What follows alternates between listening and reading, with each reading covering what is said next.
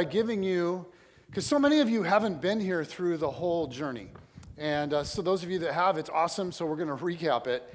And we're just going to take a couple of minutes to think about where we started from to where we are now. It kind of started back in 2006 when I went to a thing called the Leadership Summit with a bunch of people from Brookview. And the summit was a gathering of about 120,000 pastors and church leaders from all over the world, and it was simulcast all around. And that particular year, they invited as a speaker Bono from U2. And so he came. He had a chance to speak to 120,000 church leaders all over the world, and he came and he brought it. And he reminded us about all of the passages in the Bible that talk about the poor. He reminded us of God's deep concern for the poor.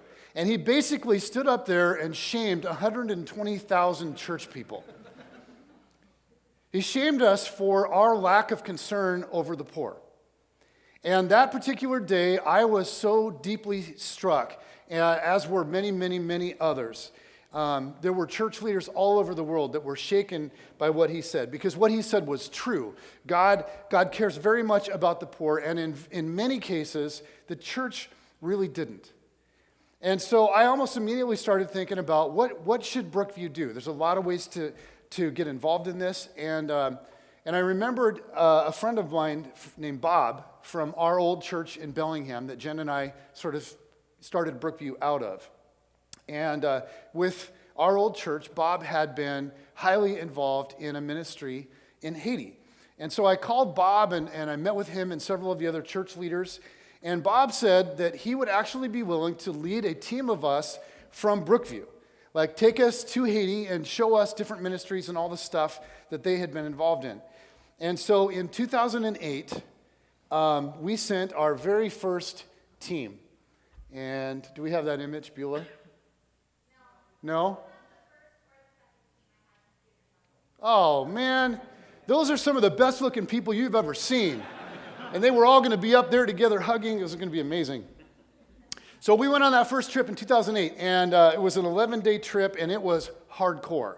We actually spent 3 days and nights of that trip camping in a village called Bertrand, and it was a village where our friends had been working and been doing some things. And it was beautiful, and it was crazy all at the same time. There were no showers. There was no running water. There were no toilets.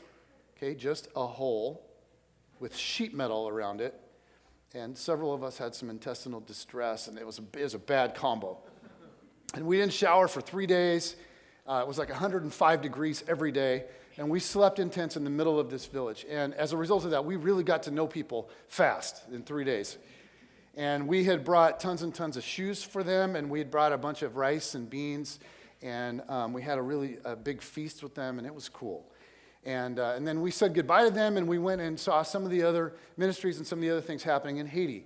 And we were particularly gripped by an American missionary named Tom Osbeck and his team of young Haitian leaders. And they called themselves Jesus in Haiti.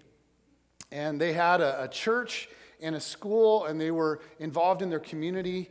And they took us to an orphanage that they had recently discovered. It was a place where kids were diseased and malnourished beyond belief. I mean, on the verge of death. And it was probably the most heartbreaking thing I had ever seen, and for our whole team. And so then these leaders talked about how they wanted to get involved in helping there and supporting the kids, but really it was outside the scope of their ministry, and so they would need additional support to do something about it. And then they went on and they showed us several other things that they were doing. And when we got back to the U.S., we met with our team and we said, okay, guys, what's one tangible thing that we can do now that we've seen it? What's one tangible thing that we can do to help?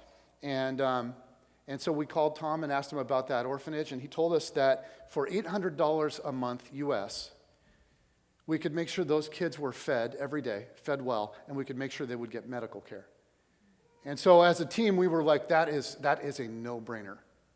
We're going to do that.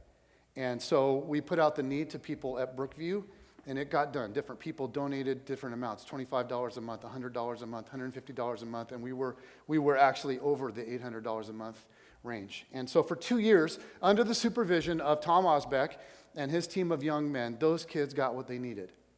After 2 years, some other American organizations stepped in and took over. And so Tom and his team stepped out. But those kids got through. You guys essentially got those kids through for those 2 years, and it was beautiful. So we kept talking with Tom Osbeck, and we asked, okay, what else do you want to do? And he told us about a garbage dump where he'd go sometimes, a place where desperate Haitians would go to scrounge for food. Can you imagine that? And he said, I've always dreamed of starting a feeding program in that garbage dump, like daily, feeding those people daily, and then telling them that Jesus loves them. And so we asked, well, okay, how much would that cost? Like, what would you need? And he said to feed about 120 people a day for an entire year, it would take about $4,000 US.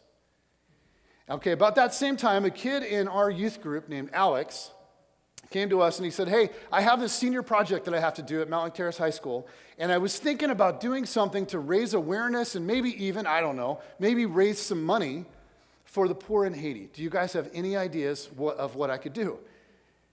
And so we matched Alex up with Tom. And Alex decided to make his senior project a fundraiser. Wanted to raise $4,000 to fully fund for 1 year, at least the beginning of Tom's feeding program. And so Alex called his senior project Simply Haiti. And all of Brookview backed him. And little did any of us know, Haiti was about to have a massive earthquake. And so in the middle, like toward the end, right as we were getting to the climax of this Simply Haiti campaign, the tragedy struck, and on January 12th, 2010, the eyes of the world were focused on Haiti.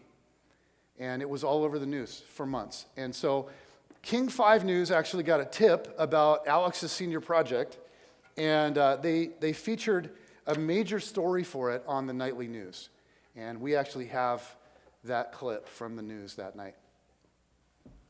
Earlier in the newscast, we showed you what people in our community are doing to raise money for the victims in Haiti. And now the story of a high school senior with a simple way to help. As King 5's Mimi Jung reports, what you eat can make a difference. Alex Herbig has no idea what it's like to go hungry, but he sure feels for the people who do. The thing that touches me most is just that these people are still hopeful, and they have nothing to their name. That's why the 18-year-old at Mount Lake Terrace High has devoted his senior project to helping the poorest people in Haiti. They just were literally born with 2 strikes against them, and now they have nothing to even get themselves back on their feet, so they flee to the only place that has some hope of finding maybe spoiled chicken or rotten eggs that they can cook over a fire. He's talking about the 80-some people who live in a garbage dump, who spend their days rummaging the trash for their next meal. A man asking, will you pray that more garbage comes? Not many trucks came today. His project is called Simply Haiti, inspired by the work his church is doing in the fight against poverty. If I'm supposed to invest 40 hours worth of a senior project in something, why not do something that's meaningful? So this is Alex's challenge. He wants you to eat rice and beans only and nothing else for 5 days. And whatever money you save from doing that, you'll donate to his project. The original goal was to provide the people of the garbage dump with a meal every single day for a year. But 2 days after he launched his senior project, an earthquake devastated Haiti. And now his project has taken on a new sense of urgency. I can't comprehend walking outside and hearing thousands of people crying. A compassionate young man, a simple idea, a recipe that will bring hope to dozens of people. In Mount Lake Terrace, Mimi Jung, King 5 News. Good for him. The money raised in Alex's senior project will go directly towards starting a feeding program and earthquake relief efforts. If you'd like to learn more about how you can take part in his fundraiser, go to king5.com and click on News Links. Every little bit helps. How cool is that? So the project blew up, and we ended up raising over $30,000.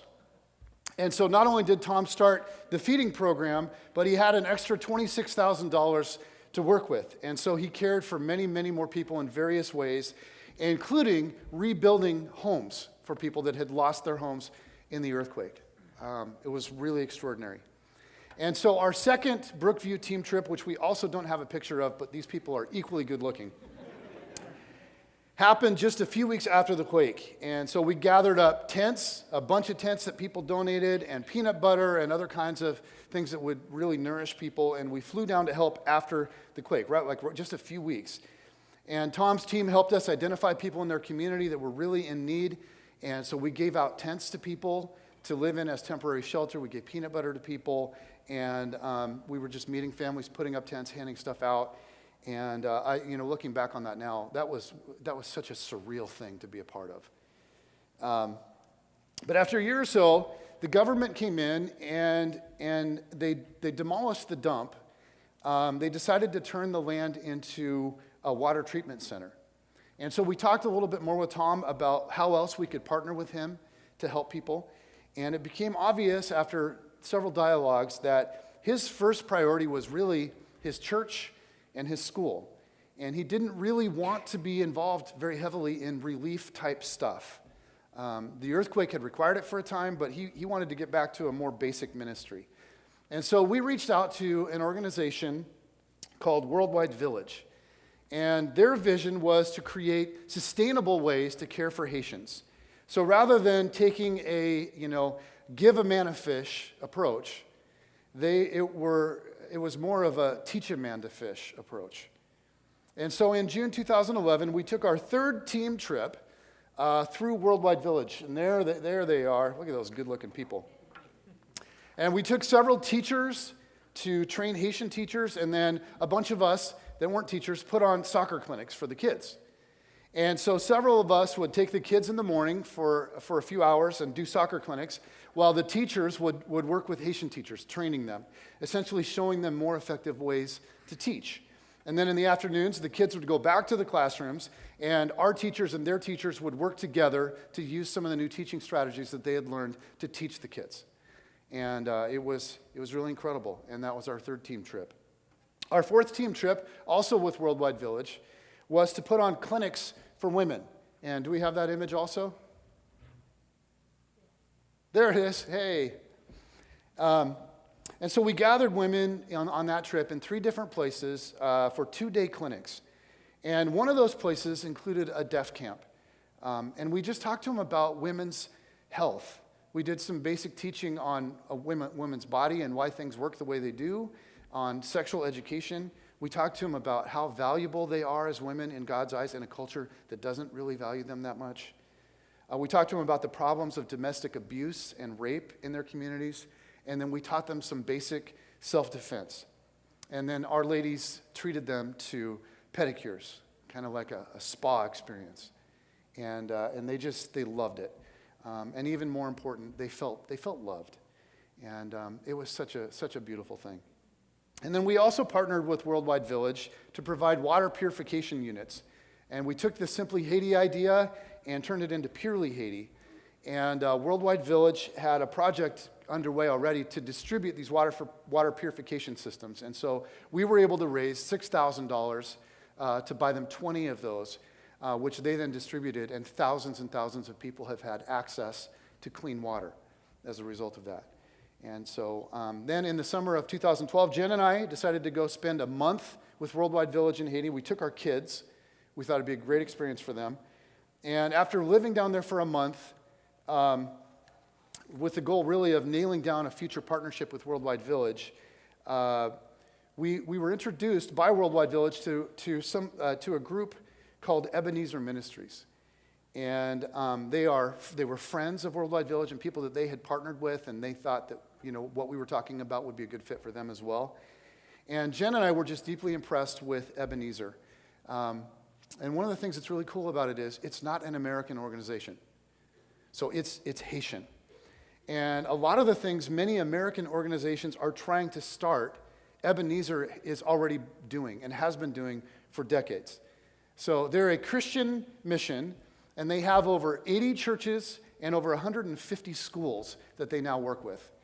And they're working in all kinds of unique ways in their community to provide medical care and sustainable jobs. And they've been at this thing together for 40 years. They started with one church and one school, and they've just grown and grown and grown into this pretty massive operation. And everything they do, they try to do in a sustainable way. And they also operate from a teach a man to fish sort of mindset. So they don't want handouts. They want to hand up. They want to be able to stand on their own 2 feet. So for instance, when they do a water project, they want it to do even more than just provide safe, accessible drinking water.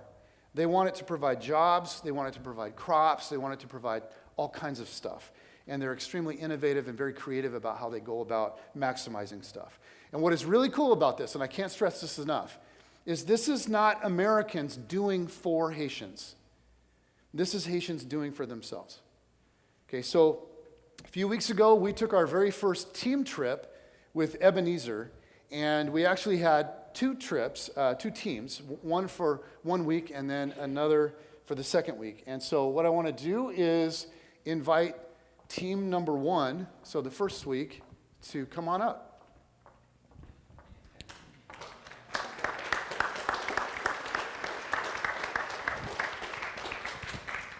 Do you want to hold Sure. that for me? This mic, I don't think it has enough Totally. room to get all the way over here. I got this, babe. Yeah, thanks. I'm going to take my gum out. Oh, Sorry, guys. it's right on my music Yeah. stand. Well, I know. And, well, right in the middle of Brookview as well. I'm just not the professional that you are. And I'm putting my microphone in my boot. So, but I just talk my way through this whole thing while I get prepared. Okay. All right. Here we go. Hi, guys. How are you? Good. Okay. All right. Here's our first team. We have Brittany Floyd, Emily Callan, and Casey Ellersick. And the focus of this team was for Brittany and Emily to do teacher training and for Casey to work with youth in the evenings.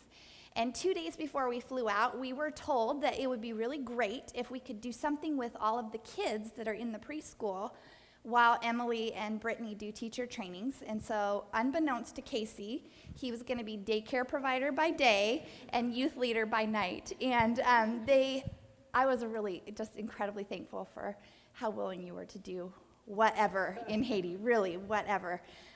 They told us that there would be about 20 preschool students that we'd be caring for, and we got into this tiny little classroom and had it set up with things that we thought we were going to make it through the day here, like beads, and there were 40 kids just crammed in there. We didn't have enough supplies for them. It was just crazy, but we did it, and we made it, and Emily and Brittany did an incredible job with the teachers. You guys did music, you did problem solving. What was the third?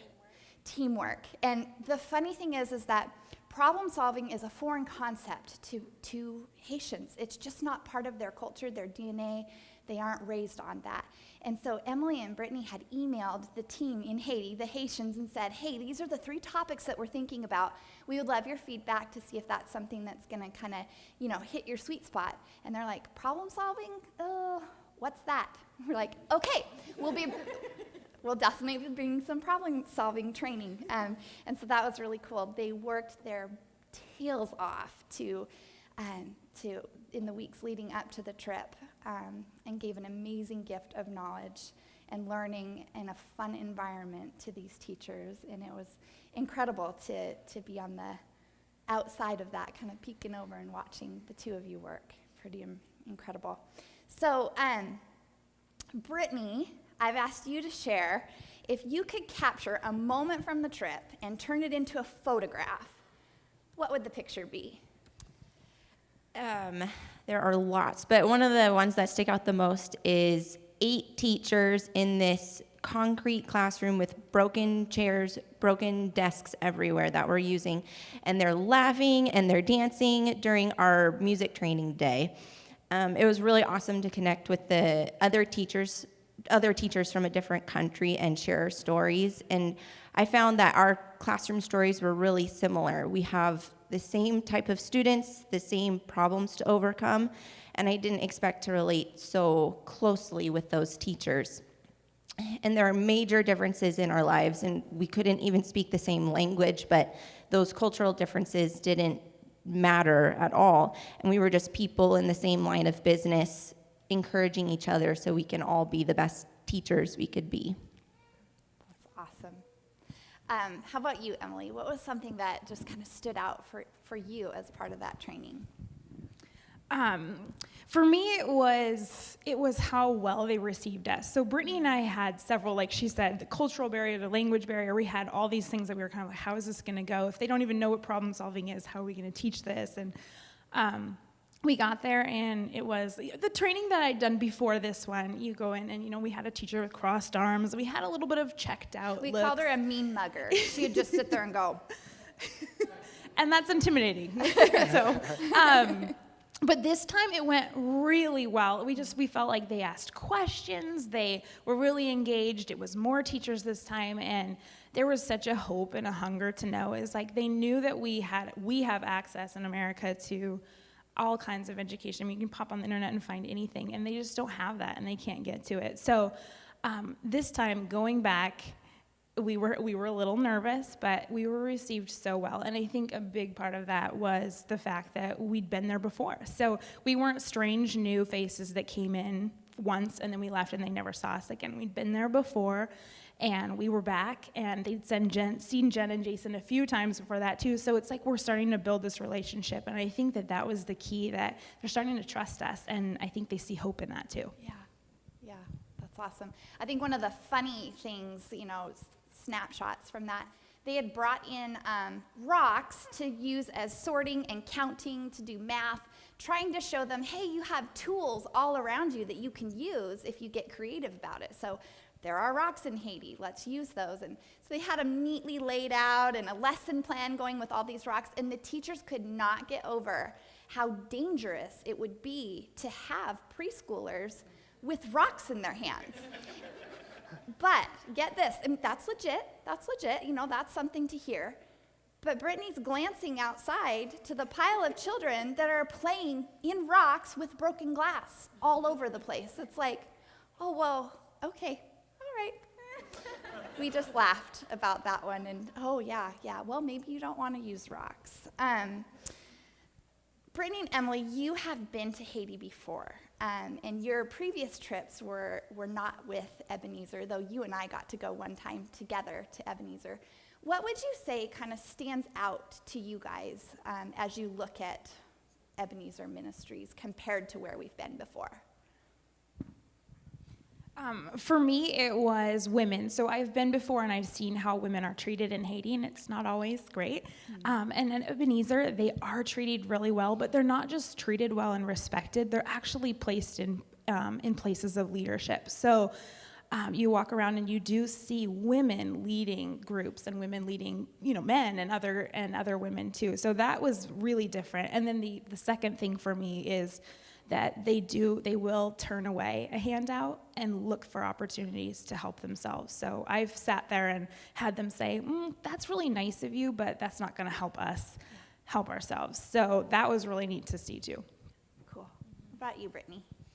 I'd say it's all Haitian run, which was so cool. And a particular person that stuck out to me was Pastor Joshua. He's one of the main leaders, and he is the definition of a servant leader, and he loves his people so much. And it's really easy to see his love and his vision for his people just by the way he treats those around him and through his interesting stories. Awesome. You can hold on to that, actually. You can pass it to Pastor Casey. Casey, you're on the hot seat next. So Casey went in there and put on 4 nights of youth group with their young adults, which range anywhere from age 13 to like 32. And so it was a pretty diverse group. And Casey leads Young Life with high school students here.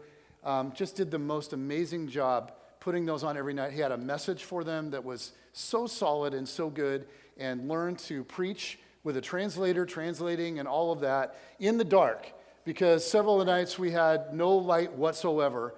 And I think we have like a short clip of Casey trying to preach in the dark. The two lights that you'll see pointed at him was Emily and myself. We were his lighting team with our phones, flashlight apps. So pretty professional here. Whoa. Yeah, that was a good sermon. Telling us we need to build a foundation on something that'll stand.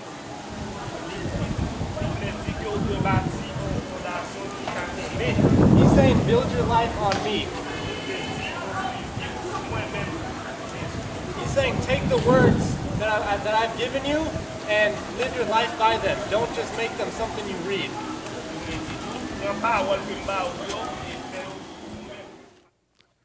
How about that? 4 nights. And one of the biggest kind of most interesting things that maybe I didn't anticipate would be as big of an issue, I knew it would be a little bit of an issue, is that Casey has a fine-looking tattoo. And in Haiti, people who are preachers do not have tattoos. And so it took them a long time to sort of work through that and get their minds around that. And Casey actually did a brilliant job of, in his first message, he wore long sleeves until he got to the part where he was telling his story about coming to Christ, and then shared why he got this tattoo, which was an expression of his faith. And that was a whole part of the message. And they were still a little like, But after they listened to him talk and they realized how genuine he was, they were really moved. And so it was amazing. So I've just asked Casey to share a little bit about what his experience was like doing that. And then he had also mentioned just being really impressed by the young leaders that they're developing. So. Well, being a youth leader in America, we have privileges that just aren't a realistic thing in Haiti. We rely a lot on media and music and the games we could bring for fun, but planning in Haiti, I had to just use bare minimum things that I could bring because I probably wouldn't be able to find them there. So yeah, just going down there, I had to really trust and rely that God was going to just work and take care of it. I could plan on my talk as best as I could, but going in, I didn't really know what to expect each night. And really, these 4 nights were probably the most impactful moments of my life in youth ministry, and this is my 3rd year doing it. And granted, I didn't know what these kids were saying to me. I needed a translator to talk to them, but just trusting that God was moving, going into it was just really cool, and a big moment in my faith, just going in blind and saying, all right, we're doing this, and you got my back, and so that was really cool. And then, he mentioned this group of, young youth leaders. They would drop anything at any moment to provide for us. And, there was like 15 to 20, 25 to 30-year-olds, and I got to spend a lot of time with them, and it was really cool. And I would love to go back and, really build relationships with these guys, and, that's a possibility, and I'm really excited about that. Yeah. So yeah. That is cool. All right. All right, so team 1, you get to pretend like you're flying out, while team 2 flies in.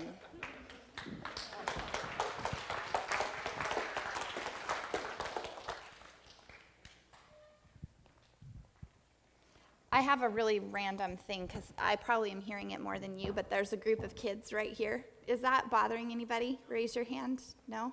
Can't hear it? All right, it's just me. If I suddenly walk off the stage and open up the door and just smile and say, hey, could you guys be quiet?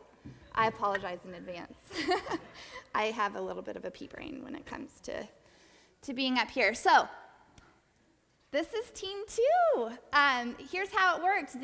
I sent the other team to the airport, and I was going to just kind of lollygag around Port-au-Prince, which is something that you don't do, so that was a little bit nerve-wracking. But as it turned out, they got out of their car. I literally walked from here to this corner over here, and they had arrived from their flight. So it was pretty incredible. They landed a little bit early. Our other team got to the airport a little bit late, and it was just this perfect, whoa, you're here now. And we're missing Bruce, Anne's husband. He had to work this morning, but he was part of our team as well. So the day that team 1 left for home, I picked this group up. And this is a group of tough people. And I'll tell you why. The temperature that day rose by about 5 degrees. And we lost the steady breeze that we had enjoyed all week long on the previous trip. On top of that, The government was working in the town of Gonaives where we were staying because they were hosting the Mardi Gras celebration there. And they needed to have all available power for the work that they were doing, so they would just turn off the power in the evenings, which meant that we lost our electricity most of the night and didn't have any fans for cooling off, which made sleeping conditions a little bit more of a rough go. And then we had water issues. Water issues that I've been to Haiti, I think this was 11 times for me, and have never experienced something like it before. And I'm blaming it on Anne because she does so much to work with our Purely Haiti project, and I think that we just needed to experience what lack of water and what water issues feel like. And so thank you for that opportunity. We were showering with water from a muddy ditch. We had communication issues around getting clean drinking water to the place that we were. We were sending out taxi drivers and workers to go fill up these jugs, and there were 4 and 5 and 6 hours that we were going looking at our water bottles that we had and going, this is it, guys, and we don't know when the water's coming back. So that was a little bit crazy. Our transportation wasn't super reliable. In fact, we had an adventure of being pulled over at a police checkpoint, the 3 of us ladies together, and we got to wait in the police station, get a little tour, while our driver sorted out some troubles that he was having with his driver's license. We had some financial issues that I, again, have never experienced. The original plan for Bruce and Jeff, when they were coming down, was to be handymen, and they were going to put a roof on top of a home that didn't have a roof so that a family could begin to occupy it. Super cool, super exciting. We go to the market, and I'm sugar mama. I'm Mama Warbucks. I've got all the cash in my pocket.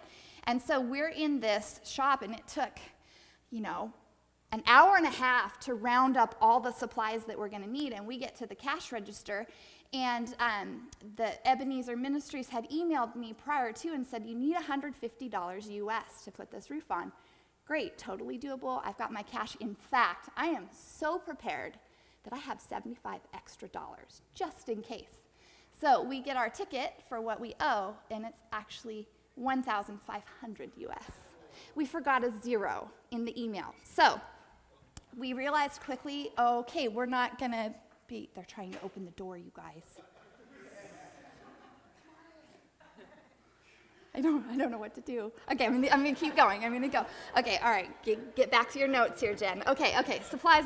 All right. So the work that Jeff and Bruce thought that they would be doing got completely changed in the blink of an eye. And this team handled the realities that sometimes we have to be incredibly flexible when we're there with outstanding measures of grace, and I'm really thankful for that. One of our issues I had mentioned was with water for bathing. There was a cistern, like a big black tank for holding water on the top of the house that we were staying in. And apparently, unbeknownst to us and maybe them, it was leaking. And what they had done is they had filled it the day that our first team had arrived with the idea that it would last for the 2 weeks that the both teams were there. But the morning after these guys flew in, took a red-eye flight and just like, oh my goodness, we're so exhausted, went to bed thinking, wake up in the morning, I'm gonna have a fresh shower, a new outlook on life, turn the spouts on, and there's no water coming out of them. Like, okay, what's going on? And so one of the many things that was done so that we would be able to shower was that the second morning that we were there, there was this bucket brigade, that's what I call it, of children that carried water from a nearby ditch up to the cistern on the roof and dumped them in. And they came really early one morning, and Jeff happened to be awake, so he joined the brigade. And that was a pretty cool thing. So Jeff, you had mentioned that part of the trip was especially meaningful for you. And will you share a little bit more about that with us? There you are. There's the top of the roof. That's how they run their water. Microphone. Yep. Or I could get this close to you. Which one do you want? I'll get used to this. Okay, that sounds good. See how flexible he is? This is top of the roof, how they run their water down to the bathrooms and showers. Yeah, it's amazing how they live one day at a time. and they all work together. How we got the water, they worked as a team. I mean, all the kids helped out carrying buckets one at a time from 3 floors. And when I seen that, I had to help out, at least right there, to just pour it in and help them and show them the way to do it without wrecking their back. But it's amazing. They appreciate us being there, helping them out. And that's where I felt really good and comfortable with those people, because they just live day by day. I mean, it's tough. It's a great place to go back and help them out more. So, yeah, it was a great feeling. Awesome. Thanks, Jeff. So outside of conquering all the unforeseen challenges that we were going to have with this team, one of the main reasons that we were there, I'd mentioned, was so Bruce and Jeff could do handyman projects. And then Anne and Lori were going to be helping a woman named Nicole.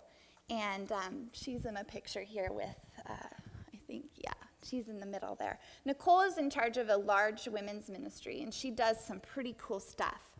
But she wants to get better and be better at what she does. So Lori and Anne, who are administrative geniuses, were kind of charged with this task of coming alongside of Nicole and helping her to take next steps in her ministry. That's a pretty broad thing to do, to say, come in and help this woman. I don't know what you're going to do. But they did it beautifully. In their first meeting with Nicole, Lori and Anne had the idea that it might work really well for their churches to have life groups, like we do here at Brookview, where people gather together and do life together in addition to learning about God, just sharing life and prayer together. And Nicole loved the idea so much that she asked them to come and to talk about how groups work. And she brought in leaders from her church and from area churches, and they did a bang-up job of presenting the idea to them in a way that was relevant and understandable. So one of the days, we got to spend the entire day with this woman, Nicole. And Lori and Ann taught in church early in the morning, and then we had a snack in the afternoon at a restaurant. It was like this apple turnover or cherry turnover, you know, the pastry, fluffy, layery thing, super greasy. But instead of fruit inside of it, there was meat. Weird, but sort of delicious. Nicole just treated us like queens. After our little restaurant snack, we went back to her house and we sat on her front porch while she began to slave away making dinner for us. And I just about died when she asked if we needed a nap. Like, do you ladies want to take a nap? It's like 3 o'clock in the afternoon. No, we don't. She says, oh, Americans, I thought Americans nap. Like, where did you get that from? No, I never nap. Maybe some of you do, but I don't. And that was just like, I'm going to hop in your bed? Or how's that going to work? I was confused, but it sure was a generous offer. And she just thought, you know, I'm going to treat these ladies well. So I know that was a cool day for me. I think I probably can speak for you guys as well. But Lori, you had kind of talked a little bit in particular about how special that was for you. And so so the first time we met Nicole, I really felt a connection right away. She has as many kids as I do. She has this great passion for doing, for being obedient to Jesus, even when it means sacrifice. And so when she actually was willing to take she took us alongside of her in a whole day of her life. It was pretty cool to see all the women she's helping to build businesses. Nicole actually had a really good paying job that she quit in order to do what she felt Jesus had called her to do. And so she's very obedient to the Lord in helping marriages look like God meant them to be, and she's giving everything for that. And so I just admired that so much and connected with her really well. And when she brought us into her home, she was so giving. And she lives in the city, which is different than living in our city. It means concrete fences with the barbed wire around the top and a metal locked gate around your house. But we were able to walk around her community and instead of taking a nap. And I just loved her passion for the Lord, and how she, and her marriage, how her husband Willie was willing to work twice as hard because she gave up her job so that she could minister to people. And he supported her, even though that seems kind of crazy. And my husband does the same thing for me. And it was pretty amazing. Since 2008, here it comes. It wouldn't be Haiti Sunday if that didn't happen. I've been praying for him to be able to physically and mentally be able to come to Haiti with me, and he did, and seeing it through his eyes was amazing. Awesome. I'll ask your second question later. Okay. For me personally, one of the coolest things that we got to do with both of the teams was to spend a morning hiking up into the hillside in the community of LaCroix. And that's where we did our La Croix, that's what it's called, La Croix, the place where we had last year's Purely Haiti well, and you guys have seen pictures and footage of that. But we walked up to the hillside, and then you got to kind of overlook the valley, and you saw everything around this well. And at the end of the day, with these guys, this team, we got to go to the site of the new Purely Haiti well, and just kind of talk about hopes and dreams. And it was a really, really cool thing. The Ebenezer team together did a I don't know, maybe American. That's terrible. I'm going to take that back in my own mind later and probably think about it in the car and wonder why I said that. So this piece of property where the well will be drilled is really desolate. It doesn't have a lot going on for a long stretch of land. And there's lack of water there, access to water, and then a lack of power. And so it doesn't enable them to really use the land well. It's not inhabited by people. It's not a great place to have your livestock grazing. So they gathered together and decided that this would be the site of the next Purely Haiti project. And they decided to name the area the Savannah of Hope. I just think that's so cool. It's kind of like Field of Dreams. You know, if you build it, they will come. And if you name it, they'll come. So they've named it, and now we're trying to get behind them to make this dream of theirs a reality. And we have Pastor Joshua here at the Savannah and kind of talking about the project a little bit. So I'll let you watch that video. Friends of America and everywhere, this is the spot where we're going to drill the big irrigation well for the whole area of Ebenezer Mission, and other people will be able to use the water as well. As you know, water is synonymous of life. So we know as soon as we have this water, we'll be able to irrigate many hectares of land, which will be able to give food to the whole community, and that will be a very good help of self-sufficiency, because that will help us to not to ask a fish every day, but we'll be able to fish ourselves in order to feed our families, to feed our friends, and also to take food to the market to sell and to get money, cash flow, in order to do other things. Pretty cool. So we got to be out there, and it was a fun time for the 4 or 5 of us to be there. And I know that was a really cool thing for you, Anne, especially with all the work that you do with Purely Haiti. And so will you share what was kind of meaningful, impactful, well, really whatever you want to share about that? Jen talked about that earlier that day. We had gone on a hike, and we were looking down over that whole area. And, if you can imagine, it's a lot like Eastern Washington, to me at least. That's very dry, sagebrushy, desolate. And so the only places that you could see that were green were obviously places that had been irrigated. You look out over there and you see lots of brown and spots of green around. So when we then had the opportunity to go out and walk out to the savannah, there was a breeze, as you could tell there, and that was kind of the only thing that was keeping you from melting away. But you were thirsty. You were thirsty all the time there. I was like, drank so much water. But then when we got out to that savannah, we found some bones, some kind of animal bones. And so, of course, my handy husband decides he's going to get out a Swiss Army knife and dig this little, thing and make this little position as to where we were going to. It was an altar to our project. It was an altar to our project. And so we then got, Joshua and Pastor Joshua talked about his vision here, and then we all gathered around it and prayed for that site. And sorry. So my husband just started praying, which, if you know my husband, he doesn't do that very often. He's not the one that steps out there and starts the prayer.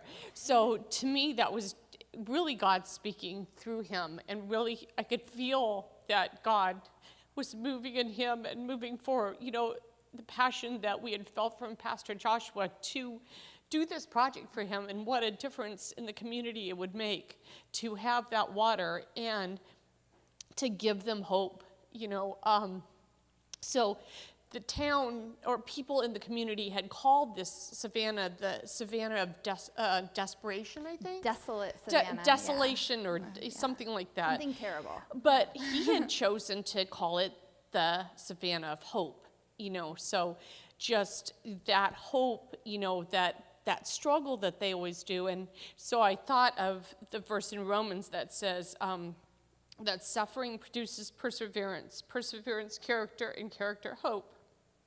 And hope does not disappoint us, because God has poured out his love into our hearts by the Holy Spirit, whom he has given us. So he's choosing to focus on hope instead of that desperation, and just giving that hope to his people. And I just envision, kind of a field of green instead of that field of brown, and what that could do, for crops, and for, I just think about jobs that they could have, for that community. And he really has a passion for that, for making a difference in his community. Yeah. So. Yeah. We're pretty spoiled to get to come alongside of them and to put wings to their dreams, and that's a pretty neat position that we as a church community get to be in. For Lori and for Anne, this was not your first time in Haiti, and that was a second trip for you. That was number 4 for you, Lori. And so you've seen how Haiti goes from a different perspective, and I'd like you to share, same as Emily and Brittany, what did you notice about Ebenezer? What was something that stood out to you? What stood out to me the most is that at Ebenezer, they're not just concerned with their church and their school, right, that direct community, but that they reach out and work with all the other pastors around. And so Nicole, who we met through Pastor Michelle at Ebenezer, actually goes to a church downtown that's not even an Ebenezer church, and we were able to spend time there, and they introduced us to her for that. I think it's pretty awesome that they're concerned with the good of all of Haiti, not just their direct. Yeah. I think 2 things as well, that Ebenezer really does have a community focus, that they actually, and they don't just talk about it, they put projects in place to address what they see as community needs and really have a heart for changing people's lives. And the second thing is how, which Emily and Brittany both mentioned, is how they view women and how they use women in their ministries. And I saw that really well as well, that they really value women to head up ministries, and that they don't want the status quo of patriarchal systems or abuse in the home or anything like that to continue, because they see that that's not the right way, and that they want lives and families to change. So. Awesome. All right, you guys can sit, but don't go far, because you're going to come back up in just a second. This leads me to my shameless, seriously shameless. If you've been there, I feel like maybe we've brought you there a little bit. Plug for our fundraiser that's happening next Sunday, May 4th at Briar Park. It's Purely Haiti, And it is going to be our way of helping these people to help themselves. And our goal is huge. It doesn't feel very attainable to me, but God is big, and he does big things when we're obedient to him. And so we're stepping out there and taking a bit of a flyer with this one and going, $18,000 is a big number for our little community. And so we need all hands on deck, all hands on deck. Any way that you can promote this in the coming week. Word on the street is the weather is going to be beautiful. We're supposed to hit about 80 degrees that's what a report says, on Thursday. Which means what happens when the sun comes out is people start thinking about being out in the community as well, which in my mind is the perfect precursor to inviting people to come on this walk with you. And so please, will you invite somebody or 12 or 300 people to come with you, whatever you feel like. We also have an opportunity this week. The water challenge starts for many of you, if you're taking it tomorrow morning, where you're making water your only beverage. You get to choose your level of challenge on this one. No one's standing over you going, you had a cup of coffee, didn't you? You need to survive your day. I totally get that. If you want to but maybe you would say, I'm not going to go to Starbucks at all this week, or the drive-in coffee stand that I frequent, and instead I'm going to make myself a drip coffee from home and suffer through that baby and donate the extra money that I saved to this cause. And so if you are taking the water challenge, maybe you could invite other people to do that with you. Our daughter Caitlin's playing in a basketball tournament, and she brought all these sheets, and she's planning on letting all of her teammates know that they're doing the water challenge. And if you know her, she's just, she's like that. You guys are all doing this with me, and that's how it's going to go. I don't know where she gets that from. For those of you that have Brookview kids, many of you have been posting videos, and I want to show a few of those next week. Of trying to raise money for pledges, and we're having the kids get pledges for every walk stop that they can make it to without complaining. And some of you parents have been really creative about your Facebook videos. I've been impressed, and you're going to now volunteer on the video teams. I don't know if you know that either, but I'm signing you up. So anyway, there's that. I want to show again the promo video that we showed last week that Alex Herbig put together for us, who is the young man that was behind the Simply Haiti project and is also Ann Herbig's son. So,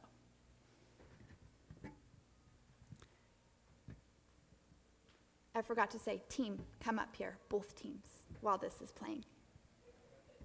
Is it not there?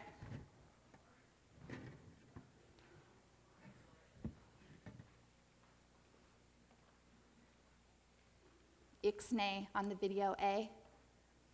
All right. I think I know what's wrong, but I can't fix it from here.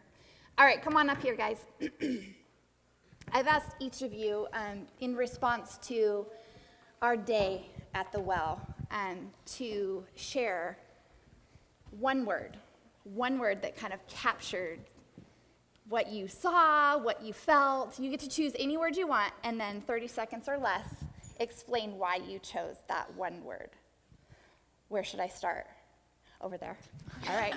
Ann, you're at. Okay, my word was community. So I was struck by how we affected that community and how we as a Brookview community are impassioned to help a community so far away. My word is real.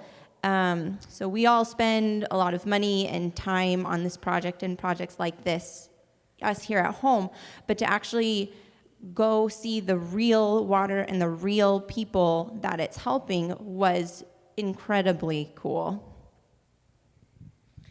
My word was multiplied, and it was everybody's small pieces brought together, and God just rolled it over and over again, and it turned into something incredible. People have clean water. That's pretty amazing. My word is joyful. Can't imagine having to actually live without water like a true Haitian. And when we saw that water come out, it was like, I really know a smidgen of what they must feel to have clean water. I'd say excitement. There was, at one point, probably like 30, 40 people there, and they were just smiling and happy and helping each other, and yeah, just excited for something that we take for granted so often.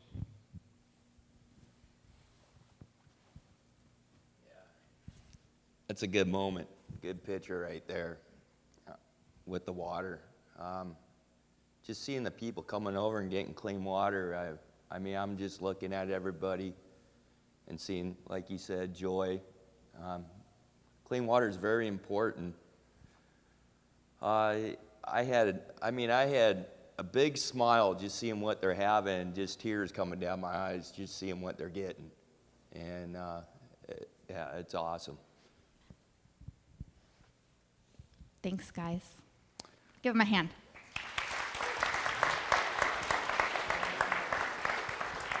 I will also mention that along with our Purely Haiti 5K walk, Emily puts on a bike-a-thon at her school.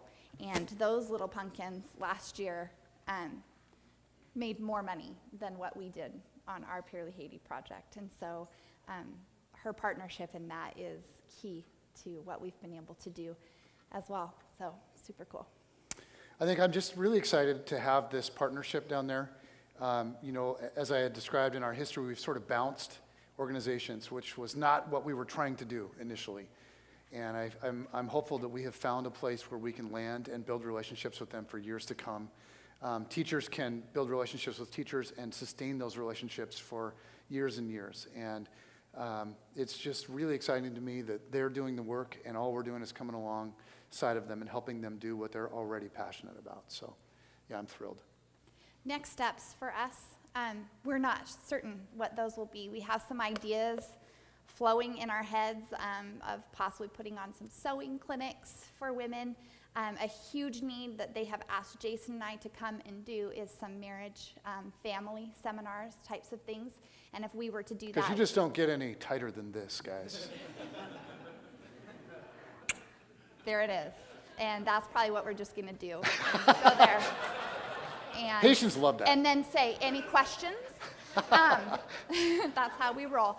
But we would, if we were to do something like that, we would likely need a team of people around us to help us to share what we would want to share, and then to help with childcare, and then some of the other things that are around putting on seminars like that. And so we're not certain, and so that's why we don't have a flyer. Hey, sign up for this, come to this meeting.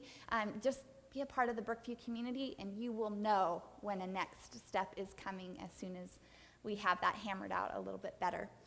Now we're going to watch a video of, it's not just of the team that went, but it is a compilation of where we've been, and snippets from even beginning with that 2008 trip. And as I put that together, sitting at my computer, just going, God has let us see so much, and he's let us be a part of learning alongside of our Haitian brothers and sisters. And I'm so thankful for the work that we get to do, for the impact that we've been able to make this small community of people, and for the way that you guys have poured yourselves out. Even those of you that have never been before have sacrificed, made huge sacrifices to get us tents so that we could go there, to donate money so that we can have a rice and beans party. And at one point we were going to feed them hot dogs, and you guys even gave to a hot dog cause.